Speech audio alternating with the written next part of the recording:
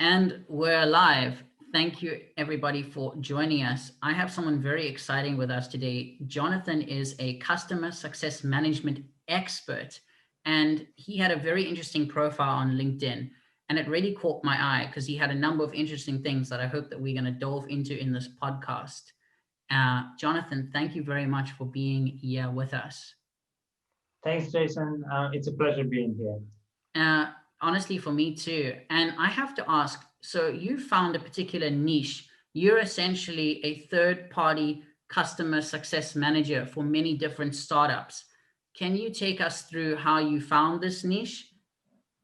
Well, it's all started like every start. It sometimes starts with a friend needs help with another friend, and they have a problem, and you're trying to help, and all of a sudden things go and turn out the way they do.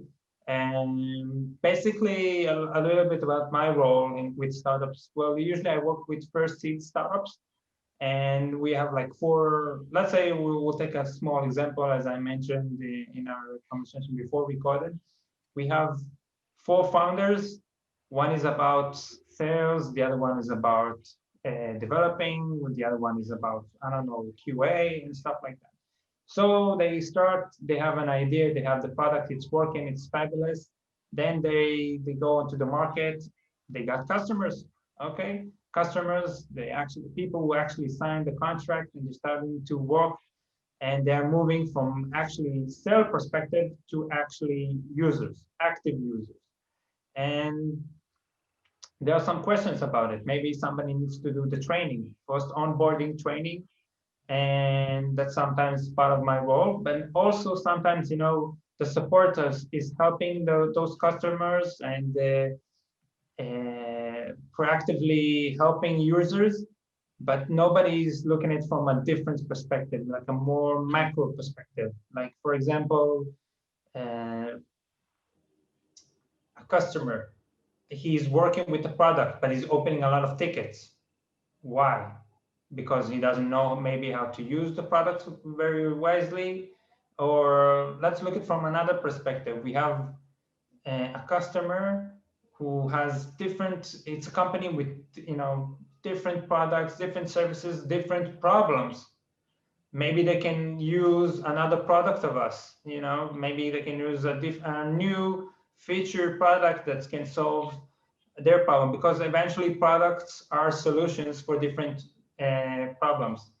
That's where I come to play. I look at it, I look at and talk with the managers and my client customers. I talk with them more about how's it going, how do you find the product, what were your expectations before you started it, and then this customer, how many tickets he has, what's going on, how do you feel, he's using it wisely.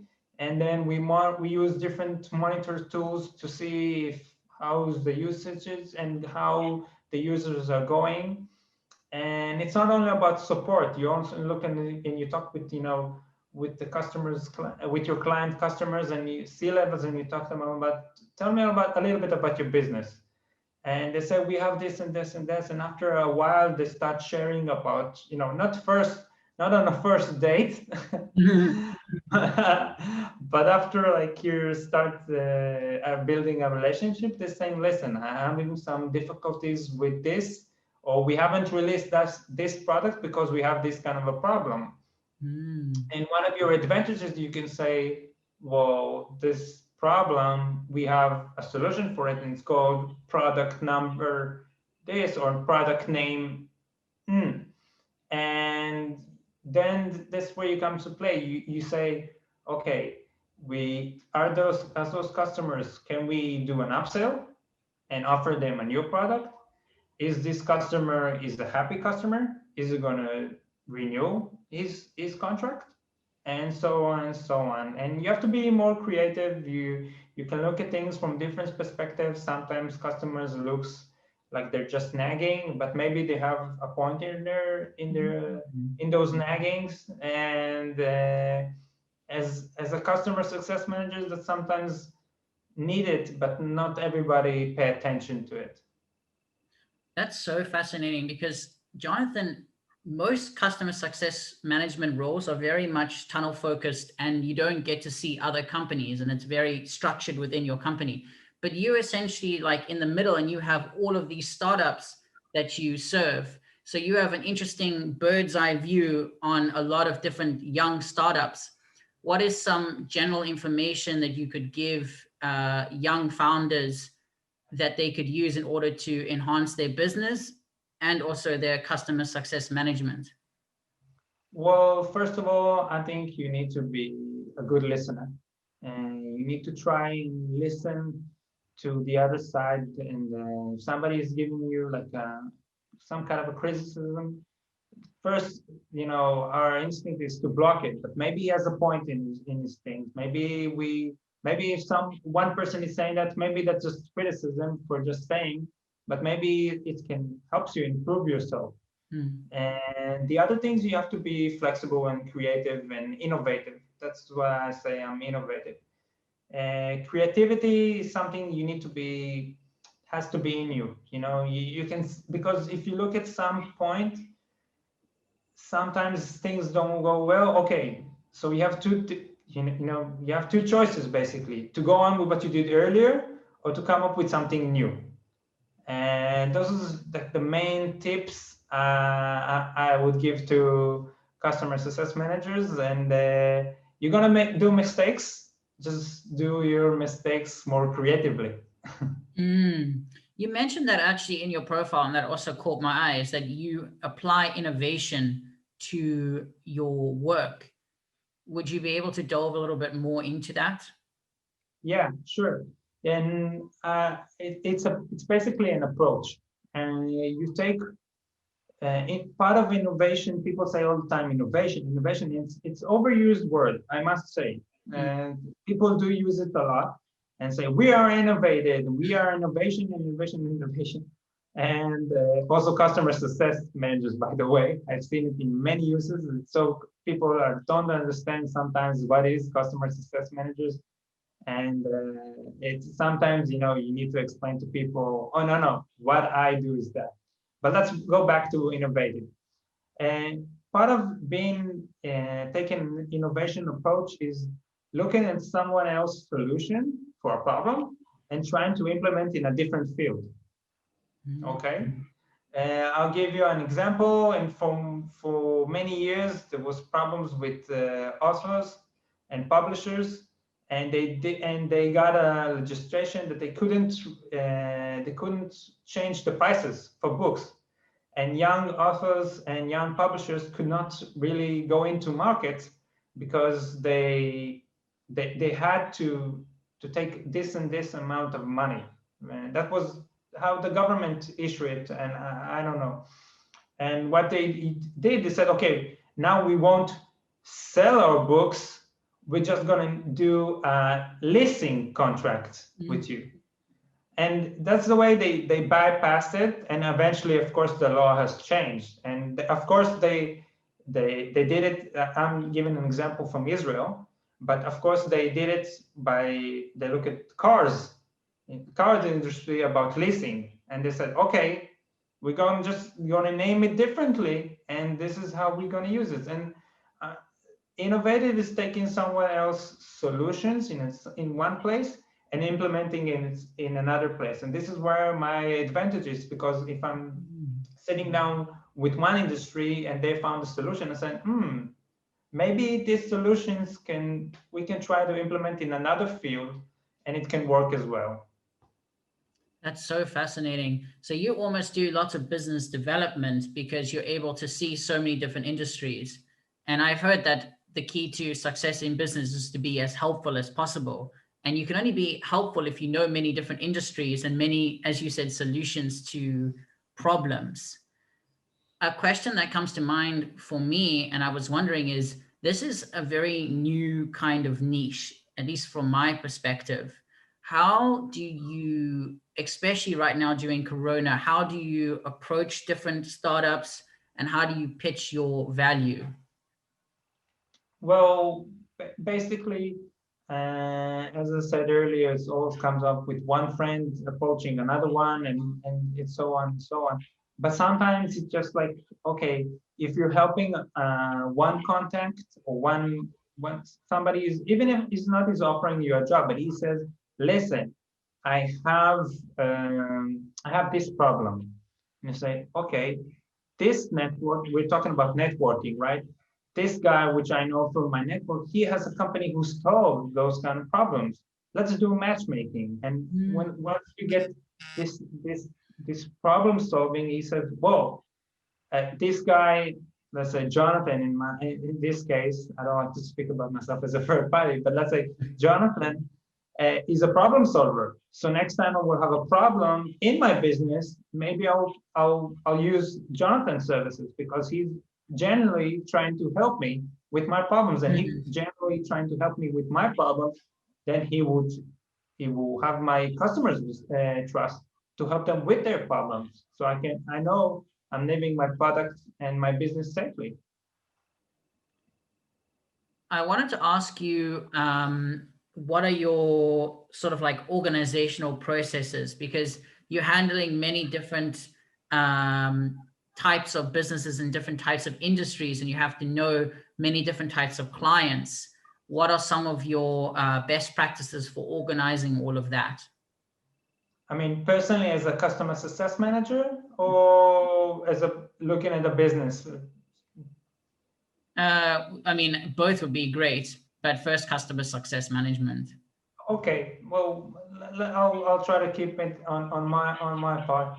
On the customer success manager, I come in, I try to connect with two sides that are very important with the product. It's one, it's the support and talk with them, and the other one is the research and development to see what's going on with product features. And even if it's not, let's say, for example, for now we only have one product. I talk with the research and development. They say, no, we're working on another one. I say, okay, what's it all about? Tell me a little bit. And say, well, we started working on it. We're almost there. We just need to do some tests.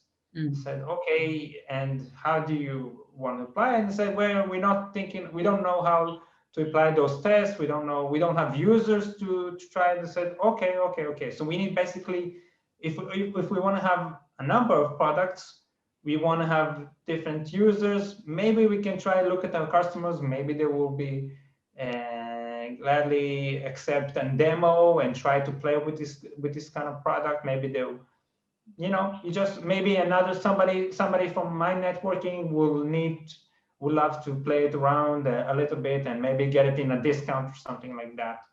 And basically, you approach, first of all, you get into the company.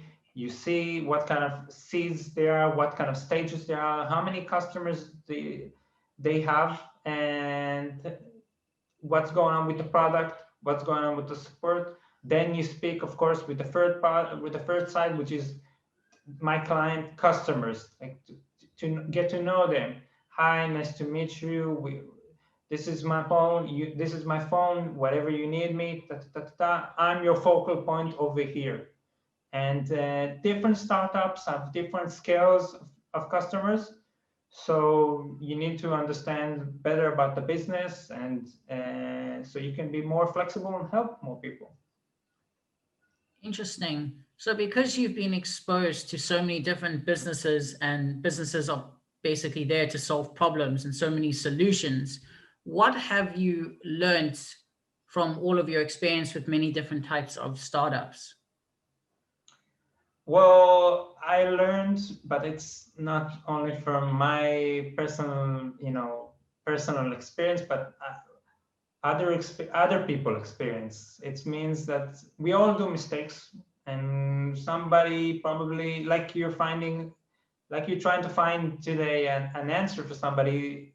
Most chances it's already been answered in another place in the universe. So you just Google it and you find it. And in another case, in problems, in problems or mistakes. If you did your mistakes, then okay, just try to learn from other people's mistakes about that. And that's what I come to play and say, okay, you might be doing mistakes, or you might be facing problems. Try to research and listen to other people, so you will do different mistakes, because we all do mistakes. It's Mm. inevitable. But try to learn from others, trying to hear more about others' mistakes, other people journey, and not everyone became. There's not many examples, I think, in our world that are one night success. And try to implement things. You can even take lessons from somebody you don't like, but say, I don't like this and this about his personality, but I gotta say, I gotta admire this point of view about this thing, and maybe I'll just take from this point a little bit from that and a little bit from this, and I'll create my own recipe. Maybe this recipe eventually won't come up that tasty, but it's yours, and you can improve it later. I love that.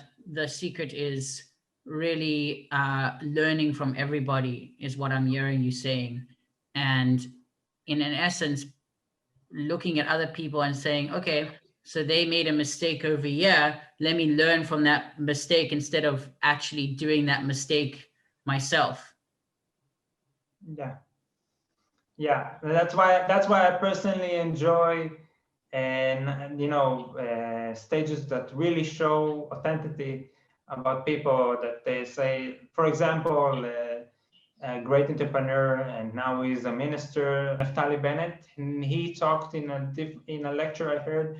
He talked for 1 hour about different mistakes he did with his startups, and he said, well, you all know me because of my startup, but when I started, we changed the product 4 times, and we had to do different changes, and we had to be creative with the money we raised. He mentioned that it was part of the money. I mean, the startup was basically saved by a grandma of one of the founders.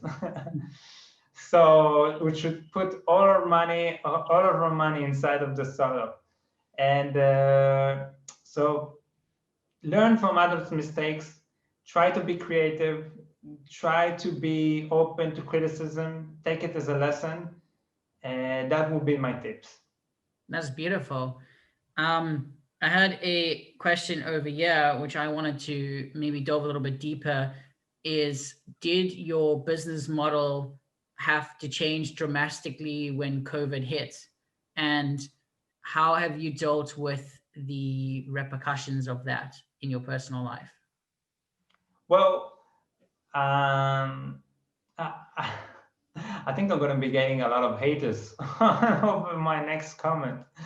But I think for me personally, it made my life a little bit easier, because in past, now if you even talk with a small, I don't know, anyone can operate a video call. I think nowadays, because of COVID, and that's an advantage. I mean, I look at it as an advantage, and that's why it means that everybody that is more approachable, and you have misadvantage. Of course, you have cons and pros about this thing, and but for me, I look at it as an advantage, and what now everybody is more open to speak up through video calls and meetings. You can talk with more people, and you can be more flexible because you're not traveling that much, and you're not spending too much time on the road, and people are more, they're just more open. They're looking more globally, I think, about the entire situation, about health in the world. We care. For example, we are from Israel, but we do care deeply about what's going on in Italy. We pay attention to it, and now we're starting to open about more people. Then we care about more people globally, and then it means we're open to connect globally with others. And for me, that's amazing, because as a early morning, I like to get my day start really early. So now more people are open to connect remotely and globally. Then I have no problem starting my morning at 5 a.m. with a customer from San Francisco, because they're like, I'm up, I'm good, we can talk. And I said, I'm up, but I'm up from 4, so I have my energy on, and I know everything is good. I don't drink coffee when I wake up in the morning. It's just like that. It's just give me a glass of water and we're starting. Okay, tell me what's going on. And so I look at it on the positive side of things. I definitely do not ignore people who suffered their business from COVID, but I do think we need to, personally, now we're like 9 months or 10 months, it doesn't matter even. It's been a while. We need to look at it and say, okay, this has taught us very important lessons, and it's to be flexibility with our mind. Mhm. And we need to adjust better to things. So maybe I need to do some adjustments to my business, to my product, to my attitude. And this whole situation could be a lesson. That's what I'm saying. I think for a lot of people, it's been a lesson. And I wanted to maybe underline something that you said that was really interesting. People are more friendly and more approachable online because there's more flexibility. And I think people are just like, that's how we met. Just sent you a message saying, hey, this looks really interesting. And here we are doing an episode of a podcast. And I think that people out there that are searching for new connections with their business or searching for their next job, uh, LinkedIn is an amazing place, and people are so much more open and more understanding and caring and more available to just message people and have amazing conversations. Definitely agree. Definitely agree. How have you found that with your business and approaching clients? Well, it's now, since everybody's like I said earlier, to be honest with you, people are more approachable now because of video calls and meetings, and we can use different tools to monitor the usage itself. We don't need to travel to Florida, Miami to look how he's using it. We don't need to. We can do everything through demos. We can do everything through video calls, and it's like things became a little bit more approachable, more flexible. People don't mind video calls and conferences as they used to before, and people don't like webinars anymore. But but that's another topic for a different discussion. Um, I thought before I go, one last question, because you have to be pretty organized to understand and keep track of all of these different businesses and all of the different customers in these different stages. What daily habits has had the most positive impact on your life? Well, that's a good question. Well, first of all, it's like waking up early, and because especially when you deal with customers' problems, you never know when you start with somebody and you don't know where it's going to end. And so when you get up early, I like to wake up around 5 or 4:30, something like that, and you have this kind of, the world is yours, there's nothing outside. You need to, refresh yourself, get ready for the day, and do some sport activity. I don't know, you have to be, because a flexible mind and a flexible and good healthy body helps your approach better, to be more energetic. And so starting the day early helps me personally. That's how I feel. And getting your things done before that, and looking at things and say, okay, now we have a lot of things, but let's keep things in order. What we're going to do today? What are the main things I want to get in today? What's the most important thing is I want to finish today, or I want to approach today? And sometimes it's frustrating and you don't finish with those things and they are passing on to the next thing. But keeping things in order, you can use, there's different tools for that, like Google Keep or stuff like that, or different tools. Some of them are free and some of them just, you need to pay a small amount of money to use it, but they're all very handy. And just keep your schedule to see, okay, I want to do something, but this is the most beneficial thing I need to do. It will give me great benefits, or I'm just distracted for 1 second. So if you keep that in mind, that you're not distracted and you're more focused, it will definitely helps with your daily schedule. Amazing. Jonathan, thank you so much for giving us such an holistic approach to different types of startups and also introducing us to this very interesting type of niche, this third party customer success management. You really are a problem solver as much as someone who does customer success. Thank you very much, Jason. It was a pleasure being on your podcast, and I really enjoyed. And thank you for the opportunity. Me too. Thank you so much, Jonathan.